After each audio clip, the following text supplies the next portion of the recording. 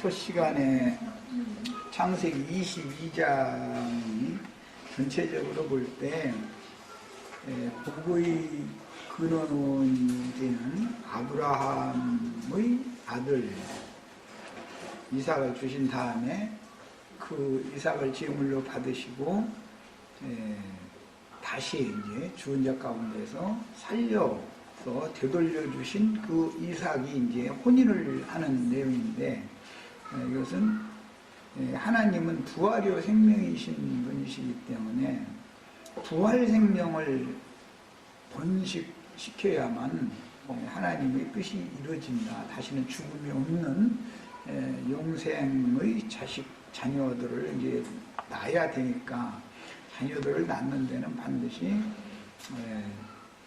그 밭이 준비가 되어져야 되기 때문에 이삭의 배필, 이것은 육신의 이삭이 아니에요. 지금부터 말하는 이것은 죽은 자들 가운데서 살리심을 받은 이삭이에요. 그러니까 부활하신 그리스도의 배필이 되는 교회를 예비하는 암시 내용이 구약성경에 지금 창세기 22장, 23장, 24장까지 이제 이어져 나갑니다. 그래서 이삭이 이제 장가드는 이야기로 이어지게 되죠. 그럼 이제 이삭이 장가를 들기 위해서는 당연히 어머니의 세대가 지나가야 되는 것이죠. 그래서 23장으로 가면 사라가 죽고 그 대신 그 모친 상사 후에 이삭이 리브가를 아내로 취해가지고 사랑하였는데 위로를 얻게 되었다. 이제 이렇게 해서 24장을 이렇게 말씀 연결이 되고 있어요. 이것은 우리 인생사에서도 보면 사실은 모든 이 우주 만물의 경영되는 이치를 다 알 수 있는 거예요. 이게 어떤 남자가 태어나면 여자도 그 짝이 될 사람도 그 세대 가운데서 동일한 세대에 태어나는데 어디에다 그 예비해 놓으셨는지는 모르죠. 서로가 때가 될 때까지는. 그러다가 때가 되면은 딱 만나게 해주셔야죠. 참 너무너무 놀라운 일이야. 하여튼 사람이 볼 때는 내가 막 그 사람 봤더니 막 첫눈에 반했다, 뭐 필이 꽂혔다 해서 말로는 그래서 했는데, 필이 꽂히게 한 것이 하나님이죠. 아니, 절반은 남자 우주 가운데 절반은 여자인데 그 많은 사람들 중에서 어떻게 그렇게 딱 만나가지고 필이 꽂혀가지고 결혼을 해, 그게 우연이 되겠어요? 이게 절대 그게 우연이라는 게 있을 수가 없는 거예요. 이런 것을 예정이라고 그러는 거예요. 예정. 기독교계에는 예정론이라 해가지고 말도 같지 않은 소리만 풍풍해서 왔는데, 이게 하나님의 이게 섭리를 알아야 되는 것이죠. 신앙생활을 하는 겁니다.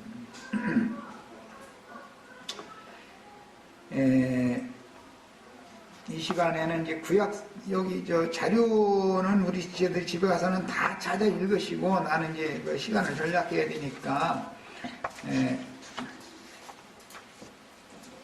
우선, 역대상 3장부터 읽겠습니다. 역대상 3장 5절 읽어봅니다.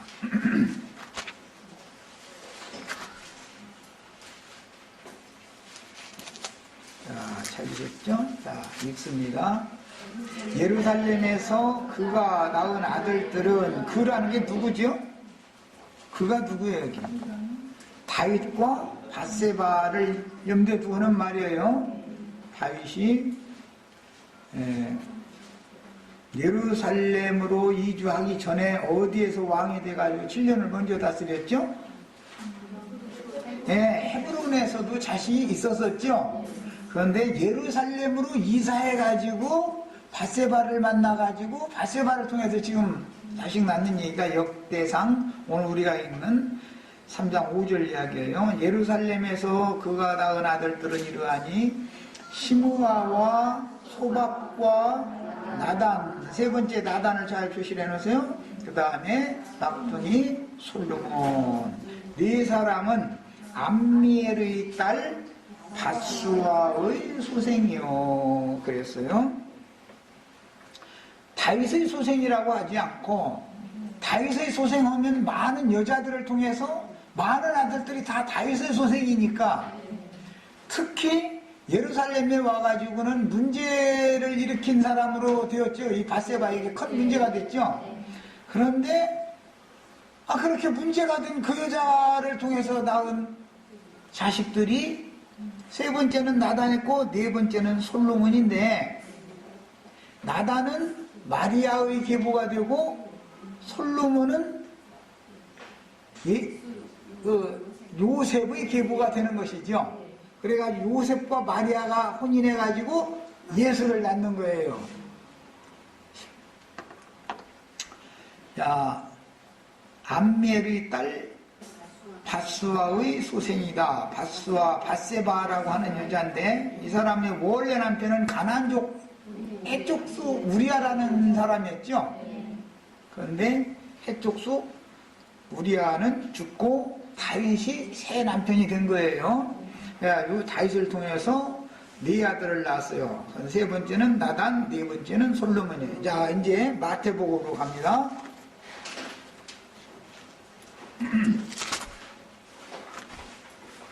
마태복음 시작은 아브라함과 다윗의 자손 예수 그리스도 족보, 이렇게 시작이 됐죠.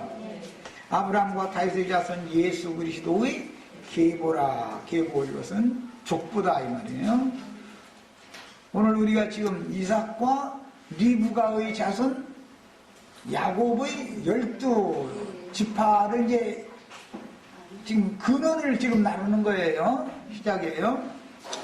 자, 거기에서 아브라함이 이삭을 낳고 이렇게 해서 쭉 시작이 됐고, 16절 읽습니다. 야곱은 마리아의 남편 요셉을 낳았으니, 그러니까 육신적인 예수님의 할아버지는 야곱이죠. 예수님의 육신적인 아버지는 요셉이에요. 마리아에게서 그리스도라 칭하는 예수가 나시니라 그랬어요. 이 마리아는 그러면 요셉이 세상에 태어날 때 무렵에 하나님은 마리아도 딱 태어나게 만들어야죠. 그래야 요셉과 마리아가 결혼을 해가지고 예수를 낳아야 되니까. 이것은 할례받은 아브라함과 사라가 상징이죠. 할례받기 전의 아브라함과 사레는 아브라함과 다윗의 자손 그 조상이 아니잖아요. 육의 조상이니까. 할례받은 아브라함과 사라를 통해서 이삭을 낳을 때 저 밧단 아람 쪽에서는 나홀과 밀가 사이에 리브가가 태어난단 말이야. 이게 하나님이 이미 다 그렇게 암리에 준비를 해놨죠. 리브가가 나 몇 살 먹으면 이삭에게 시집가야지 그러고 계산하고 태어난 건 아니죠. 어떻게 시집갈지 알도 못했죠. 그랬는데 때가 되면 아브라함이 그 종 엘리에셀과 많은 종들을 딱 보내가지고 꼭 그곳으로 가가지고 거기서 리브가를 데려다가 중매를 하게 중매쟁이를 딱 보낸다 이거예요. 내가 지금 우리 형제 자매님들 예수님한테 중매하느라고 나 이러고 있죠.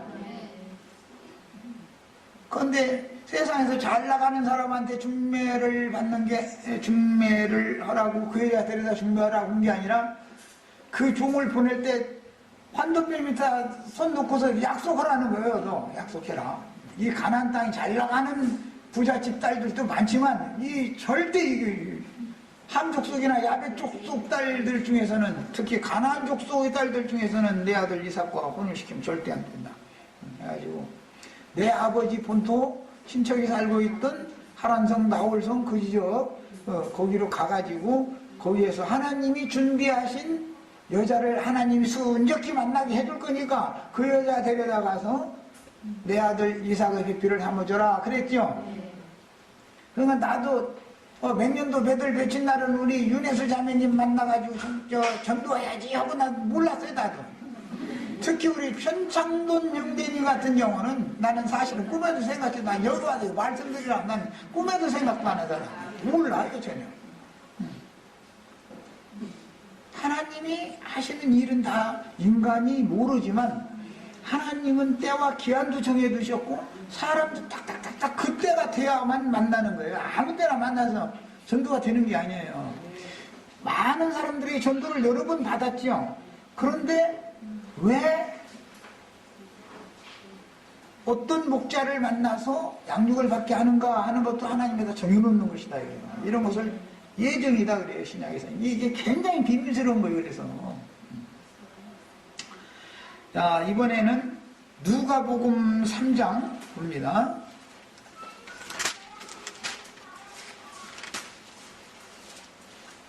(23절) 누가복음 3장 23절. 아까 마태복음은 예수님의 육신적인 아버지 계보였었죠.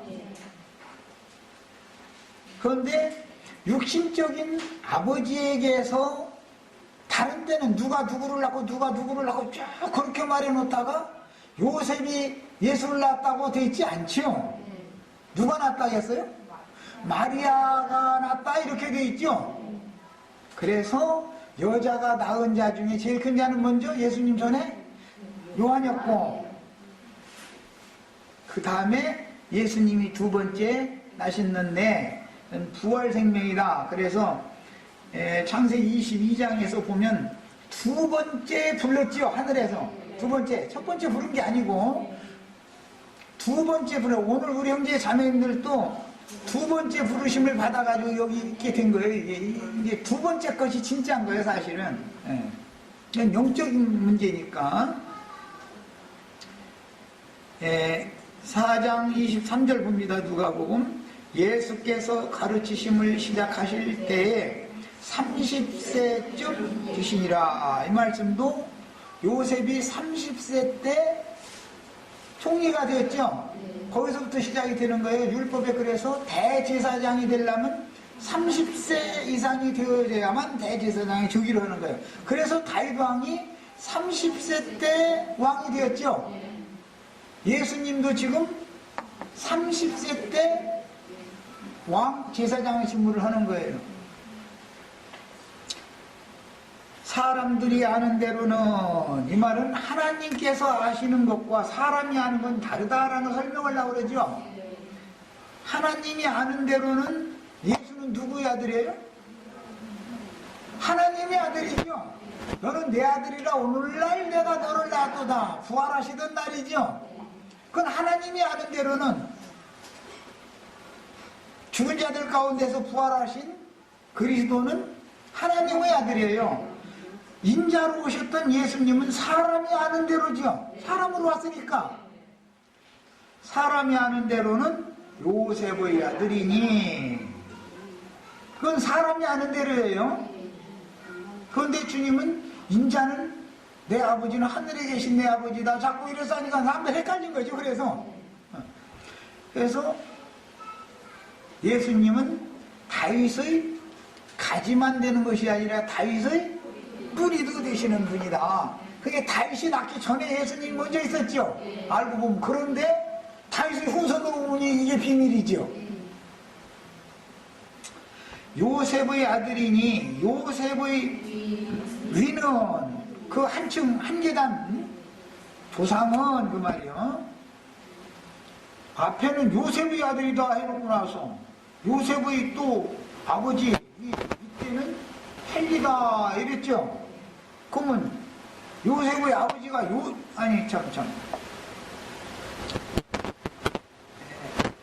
요셉의 위는 실제로는 야곱이잖아요. 야곱인데 왜 요셉의 윗대는 헬리라고 했냐? 이 말은 요셉으로 봐서 실제적으로는 장인어른이죠. 아버지는 아버지잖아요. 야벳 족속들은 장인 보고는 아버지라고 안 해요. 장모님 보고는 어머니라고 안 해요. 그 사람들은 그냥 이름 불러버려. 서양 사람들은 저희 아버지 보고도 이름 부르고 저희 어머니 보고도 이름 부르고 그냥 다 이름으로 통해버리지 이 셈족 속의 문화와는 전혀 사람들은 다른 사람들이에요. 장모님 이름 불러버려. 사위란 놈이. 사위란 놈이 장모님 이름 불러면 얼마나 우리나라로 봐서는 참 우스꽝스럽잖아요. 그런데 걔들은 그게 너무 당연한 거야, 그게. 어머니랑 어머니 이상한 거예요, 걔들은. 왜 장모님 전한 게 아니니까. 이상한 거예요. 왜? 한 몸이라고 하는 개념이 없다, 이거거든. 한 머리 한 몸이라고 하는 개념이 없는 거예요. 성경의 이 진리를 따르는 이런 개념이 없어요, 사람들은. 뭐든지 다 과학적이고 물리적으로 보는 거예요. 땅에 속한 모든 걸로만 보는 거예요. 영적으로 보는 게 없어요. 아들도 뱀, 손자도 뱀, 증손자도 뱀, 이러면 도대체 뭐냐 막 이런단 말이야. 그 다음에 뭐 딸도 봤어, 손녀도 봤어, 증손녀도 봤어, 이러면 다 딸이라고 해보여, 다. 그러면 뭐야 도대체. 이런 개념을 세상 사람들은 절대 이해할 수 없어요. 성경의 이런 개념을 이해하지 못해요. 왜? 무슨 뜻이에요? 생명이 아담 계보의 생명이냐 그리스도 계보의 생명이냐, 생명에 관한 생명의 구원을 모른다 이거예요. 기독교인들이 제일 지금 혼동하는 게 뭐예요? 생명, 그 생명으로 낳느냐라는 이 근원을 모른다, 이 근원을. 사람들이 막 애쓰고 막 힘쓰고 그러면 예수 닮아져요? 그 생명으로 나면 어머니 아버지 자세히 뜯어보면 반반 아주 너무 기가 막히게 하나님이 상도 당해놨죠. 얼굴 보면 알아. 저게 어느 집안 누군지 얼굴 보면 알아가지고. 생명은 못 속이는 거예요. 그래서 성경은 무슨 말씀을 다루는 거예요? 생명의 말씀. 생명의 책이다, 이게 생명의 책. 무슨 과학책이 아니다, 이게. 역사책이 아니다, 이거야. 성경이라는 것은. 생명을 다루는 거예요. 그런데 두 생명이 합해져야만 대를 이을 수 있는 것이 하나님의 비밀이죠. 하늘에 계신 하나님이 그래서 인간 세상에 오셔야 되는 것은 그분의 생명을 번식시키기 위해서 오시는 거예요. 그런데 세상에는 이미 마귀의 것으로 돌아가고 마귀에게 팔려버린 많은 인생들, 아담 세계 사람들은 전부 수도 없이 많지만 그 중에 감춰놔졌다 이거예요. 감춰놔졌다. 그런데 그게 다 잘 나가는 사람들이면은 들통나기 때문에 잘 안 나가게 만들어 놔가지고 사람들이 거들떠 보드랑게 해버려. 그러면 잘 보존되는 거죠. 그런데도 한 끼도 안 먹게 만들어. 그게 전능성이에요, 이것이. 네. 이런 것을 깨달아야 되는 거예요. 이게 성경 이야기예요. 하나님은 천국 비유 말씀하실 때 이것을 천국은 마치 밭에 감춘 보화와 같으니 그랬어요.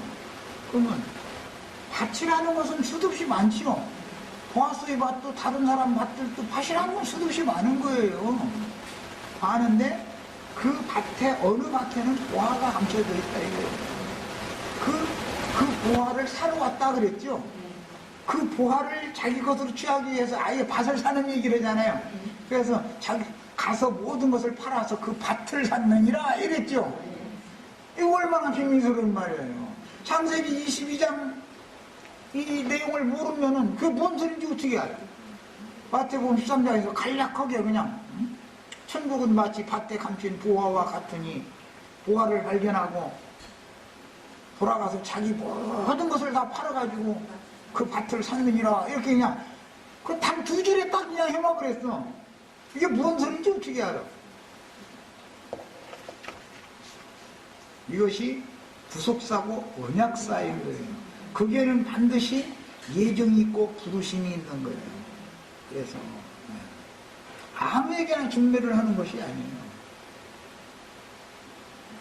근데 이런 기본적인 구속사를 할 때 어떤 목자, 어떤 중매장에게 어떤 약물이를 맡겨서 그리스도께로 중매하게 하는 것이 정하신 대로 된다라는 것을 딱 믿을 때 사람을 얻어도 목자가 사람 많이 모이면 얼굴이 환해지고 사람 적게 모이면 얼굴이 만약에 우울해진다. 그러면 그것은 자기 아내를 삼으려고 하는 양도둑놈이나 하는 백보다 이거. 우리 형제 자매님들은 나는 중매나 할 수 있는 사람이지 누구의 아내가 되려고 지금 예수 믿는 거예요? 예수 그리스도의 아내가 되려고 예수 믿는 것이지 어떤 예배당 목사님 아내 되려고 그러는 게 아니잖아요.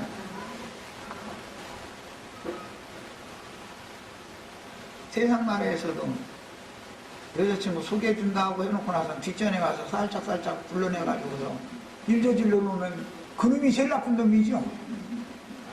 제일 나쁜 놈이지. 그건 세상에서 뭐 완전히 천죽인 놈이지. 그거는 그런다고 또 미혹 당하는 여자나 또 세상 나라에서 보면 그런 모든 이치들이 성경에서도 다 나오는 이야기인데 요셉의 아들이 예수인데 또 요셉의 위는 그러면 사실은 야곱이다라고 했어야 맞죠?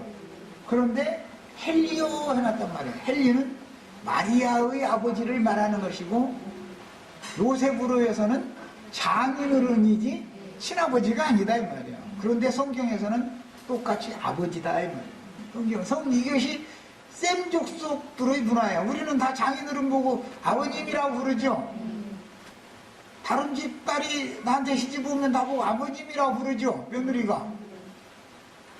그건 셈족에게는 너무 당연한 일이에요. 그 야베 족속에게는 이게 도대체 뭔 소리인지 여기 헷갈리는 거예요. 생명의 계보를 이렇게 본다. 그리고 남편과 아내가 결혼을 하면 한 머리에 한 몸으로 연합된 걸로 본다. 이게 성경의 계수법이다. 자, 이제 이것은 신약 성경에 왜 예수 그리스도의 족보를 아버지 족보와 어머니 족보를 딱 이렇게 다윗의 아들이면서 세바의 아들인 나단 계보는 헬리 쪽으로 흘러오고 솔로몬 계보는 요셉 쪽으로 흘러갔다가 요셉과 마리아가 만나서 예수를 낳는 거예요. 그것이 하나님의 예정에 따라 된 것이다 이 말이에요. 다윗은 많은 아들이 있어요. 그래도 다른 많은 아들들은 예정에서 제외된 사람들이죠. 다윗의 아들이 아닌 게 아니에요. 하나님의 하늘 본향에 예비하신 그 성에 들어갈 자들로는 제외당한 사람들이다. 이거 밖에 있는 사람들이다. 이거예요. 이것이 성경이 말하는 예정이고 족보 이야기예요. 자, 이제 자료를 가서 시간 나는 만큼 읽어보겠습니다.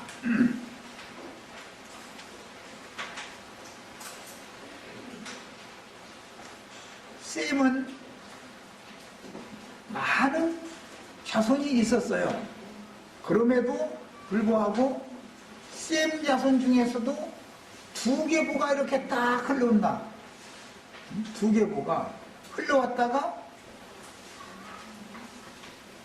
이삭과 리브가를 통해서 딱 만나가지고 야곱이 태어나는 거예요. 그 사이에서. 물론 에서도 태어나지만 에서는 제외된 집으로 들어가는 거고 야곱이 12지파 이렇게 이런 사람들을 택함받았다. 예정되었으니 이렇게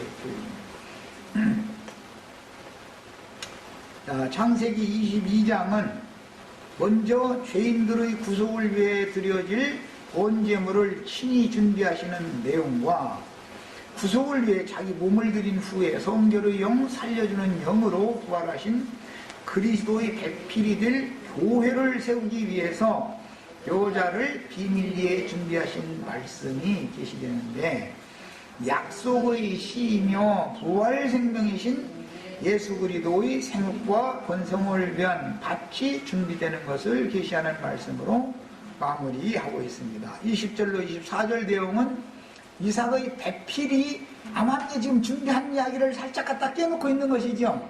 그리고 나서는 23장에 가면 다시 사라가 죽는 이야기로 또 다시 연결이 되고 24장에 가면 이삭에게 아내가 될 리브가를 그 종을 보내가지고 데려다가 준비하는 얘기로 연결이 되고 있죠. 창세기 22장은 크게 보자면 두 가지 준비하는 내용으로 되어 있다 이거예요.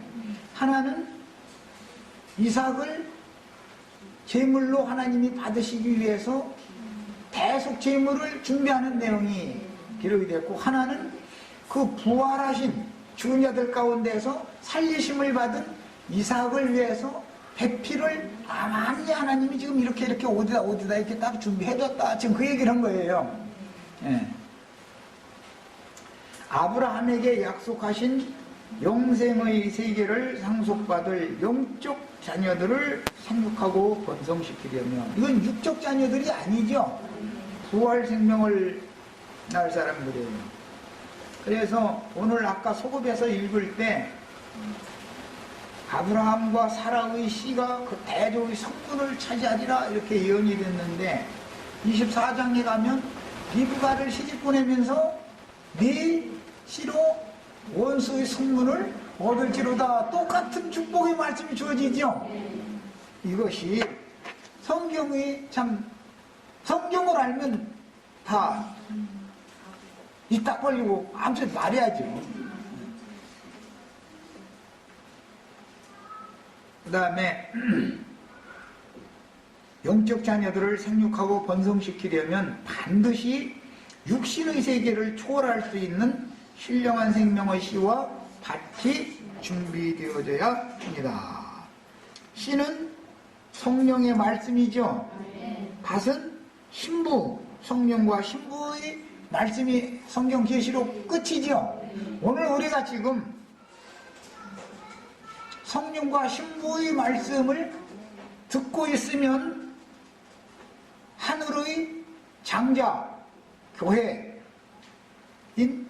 리브가를 우리를 통해서 하나님이 실현한다는 것을 확신을 가질 수 있을 것이고, 그 이삭과 리브가 사이에 낳은 사람들이 해를 입은 여자가 낳은 산의 아이들이죠. 그 사람들이 하늘의 군대예요. 그들이 아브라함의 자손의 후사단 말이에요. 하늘나라를, 하나님 나라를 상속받을 후사들이에요. 그래서 하늘이 기록한 장자들의 교회다. 그래서 그렇게 얘기가 나온 거예요. 밭은 교회를 말하는 거예요. 씨라는 건 말씀을 말하는 거예요. 창세기 1장에서 계시된 남자와 여자는 위로부터 와서 위에 계신 마지막 아담이신 예수님 둘째 사람이죠.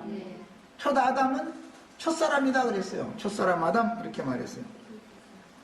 구속사는 두 사람이 있는데 구속사에서 첫사람은 인류사의 첫사람이 아니에요. 아담은 구속사에서 첫사람은 아담이에요. 구속사에서 두 번째 사람은 예수 그리스도예요. 이렇게 성경에서는 두 사람을 기록하고 있는데, 아담은 오실자의 표상이죠. 그러니까 예수 그리스도에 대한 표상이었다 이거예요.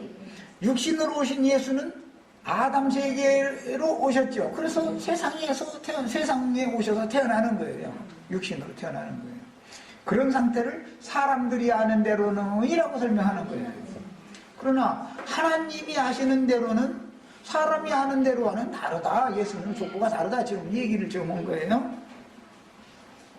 창세기 1장에서 계시된 남자와 여자는 위로부터 와서 위에 계신 마지막 아담이신 그리스도와 그의 배필인 거룩하고 흠이 없는 영광스러운 교회는 하늘에 앉혀진 자들이므로, 리브가가 사라의 장막에 이삭과 함께 들어갔다 그랬는데, 이것은 부활 승천하신 그리스도와 함께 우리 형제 자매님들이 하늘에 앉혀졌다. 에베소서에 이렇게 설명하고 있죠. 우리 지금 하늘에 있어요? 여기 안양 석수동에 있어요? 하늘에 있어요. 이것을 또 물어보면 어리석은 거죠. 그 예배당에 가서 내가 이렇게 물어보면 그 사람 미쳤더만 이러죠. 그래서 우리 형제 자매님들은 반드시 위로부터 난 생명을 가져야 된다 이거예요. 아담의 생명만 갖고 있어갖고는 하나님이 다 못 들어가죠. 반드시 위로부터 오신 주님의 배필이 되려면 위로부터 다시 나야 되는 거예요. 그래서 둘째 사람의 배필이 돼야 되는 거예요. 자, 그래서 이 부부만 복을 받고 생육하고 번성하여 땅을 정복하고 모든 생물들을 다스려야 합니다. 예. 땅에 있는 자들은, 아담 세계에 속한 자들은 땅의 복을 받아가지고 생육하고 번성을 하는데, 땅을 정복하고 다스리는 것이 아니라 세상신 마귀에게 정복당하고 다스림을 받지요. 근데 이런 것은 이제 천년 왕국과도 연관이 되고 영원한 세계와도 이게 당연히 연관이 되는 거예요. 이제 하나님께서 아브라함에게 약속하신 복을 주기 위해서는 그 시인 이삭이 크게 번성하고 생육해야 하며 그 후손과 권속들이 상속받을 대적의 성분을 얻게 하기 위해서, 이 말씀은 마태복음 16장에서 예수님이 인용했죠. 내가 이 반석 위에 내 교회를 세우리니 음부의 권세가 해하지 못하리라 그랬는데, 원문은 음부의 문이 해치지 못한다 이렇게 되어 있어요. 네? 문이 두 문이 있죠. 하늘의 문도 있고 음부의 문도 있는 거예요. 그 누구냐면 사람이단 말이에요. 그 문이. 예수님은 천국 문이죠. 사탄이 보낸 사자들은 지옥문이잖아요. 그게 다 지옥문 문지기들이잖아요. 근데 이런 것이 너무너무 비밀스러운 거예요. 성경에서는. 그 다음에 이 세상에는 수많은 사람들이 함께 살아가고 있지만 하나님의 약속을 이룰 목적을 위하여 하나님의 아들 예수 그리스도의 짝으로 예정되어 선택받고 자기 세대에서 부르심을 받은 사람들은 매우 적은 수이다. 기독교인들이 외적으로 볼 때는 다 그들도 쌤족이다 할 수 있죠. 다 예수 이름으로 모이고 예수를 믿죠. 그런데 정말로 위로부터 와서 다시 자기 아내를 데리고 위로 가려고 오신 것이죠. 장가들러 오시는 거예요. 예수님이 아버지께로부터 와서 아버지께로 자기 아내와 함께 다시 돌아갈 그분의 계본지, 여전히 입으로는 거듭났다 그러지만 그 마음은 땅에서 잘 먹고 잘 살고 땅에서 잘 되고 이런 것만, 저 정신은 말하자면 땅의 신 아사셀, 광야신 아사셀에게 사로잡혀버린 버림받은 족속인지 구분이 필요하죠. 하늘의 기업을 받을 자인지 땅의 기업만 받고 죽어버릴 자인지 이것을 구분을 하기가 너무 어려운 거죠. 이런 것은 가르치기가 너무 어렵죠. 사실은. 네. 그래서 이 세상에 수많은 사람들이 함께 살아가고 있지만 하나님의 약속을 이룰 목적을 위하여 하나님의 아들 예수 그리스도의 짝으로 예정되어 선택받고 자기 세대에서 부르심을 받은 사람들은 매우 적은 수이다. 우리 선대에도 부름받고 예수를 잘 믿던 사람도 있었고 모양만 예수 믿는 사람 모양만 내던 사람들도 있었죠. 이 세대에도 여전하죠. 매 세대가 이게 있는 것이다. 쌤족이라 해서 다 구원받는 건 아니잖아요.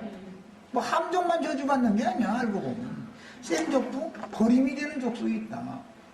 바깥에 쫓겨나는 족속이 있는 것이에요. 기왕이면 성 안에 들어가야지. 성 바깥에 쫓겨나면 뭐에 다 소용없는 거지.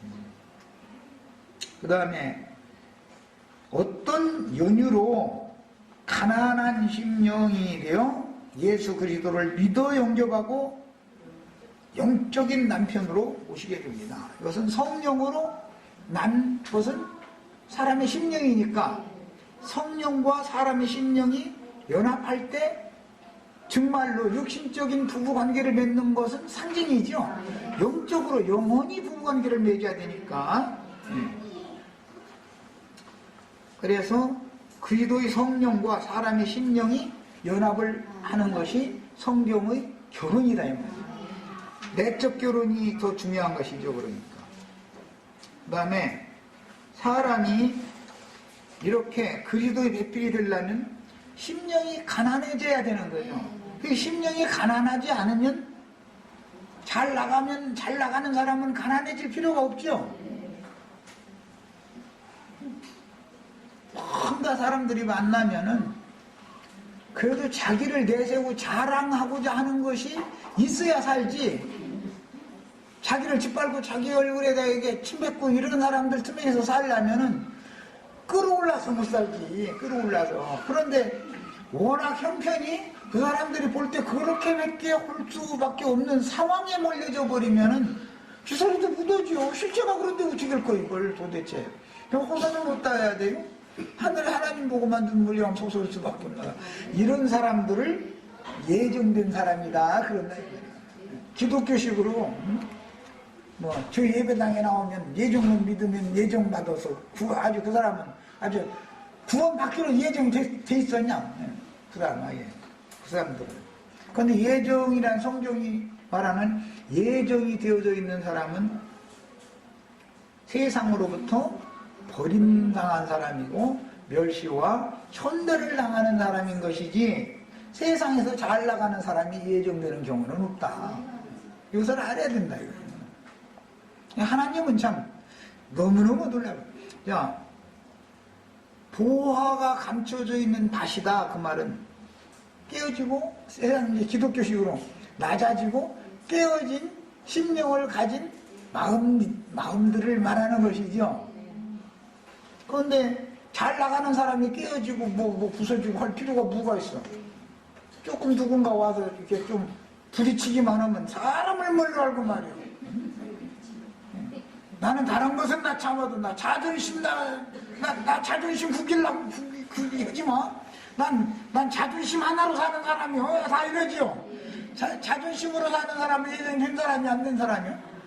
자존심 그냥 개도 안 먹는 놈, 돼지도 안 먹는 놈 자존심 끝까지 붙잡고 있다가 왕하는 거죠, 그거. 그래서 자존심 팍팍 상하게 해줄 때 감사하셔야 돼.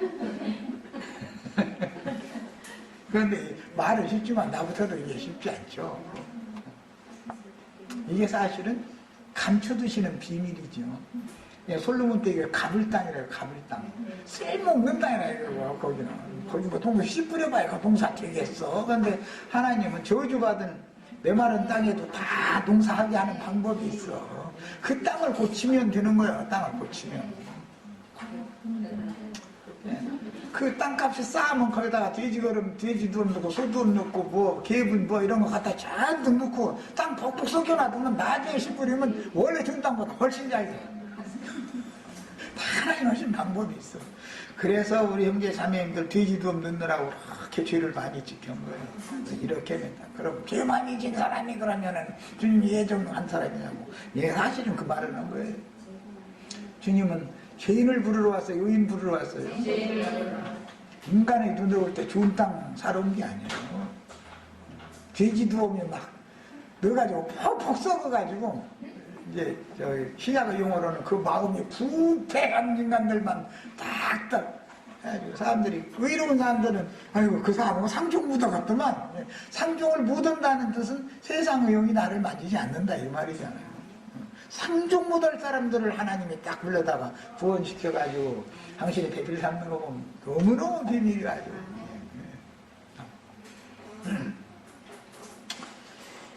세상 사람들의 눈으로 볼 때는 하나님과 사람들에게 버림을 받은 영혼들이며 쓸모없어 버려진 메마른 땅에서 살아가는 사람들은 상징이죠. 사라가 그래서 경수가 끊어지면 메마른 땅이지요. 경수가 끊어지면 남편 기쁘게 할 수도 없죠. 남편도 가까이 오지도 않고.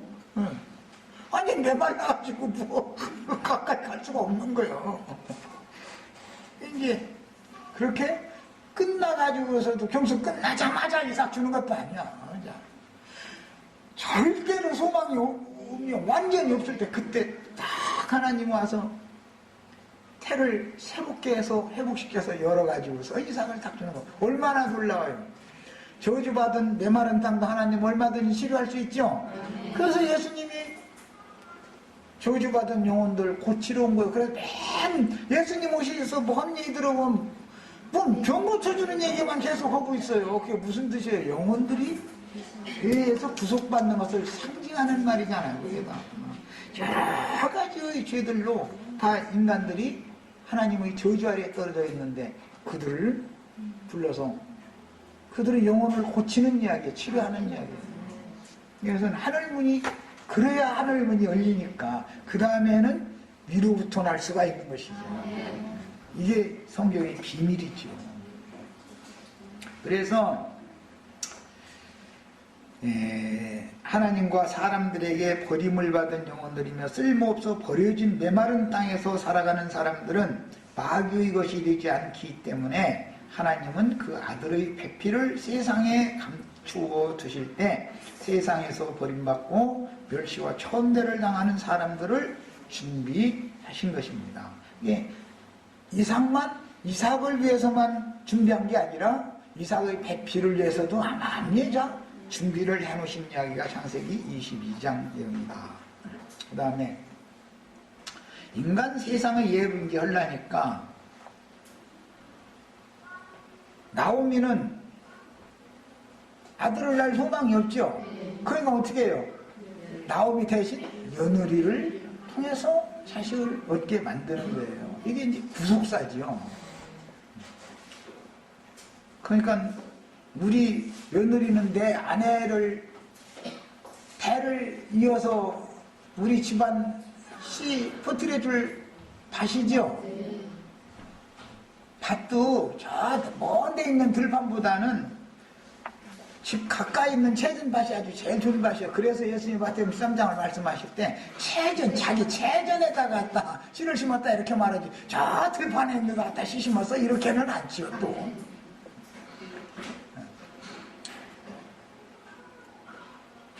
왜 그러냐면은 저주받은 아담과 하와는 채소를 식물로 농사에서 먹으라고 했기 때문에 그런 건데 그것도 다 상징이죠.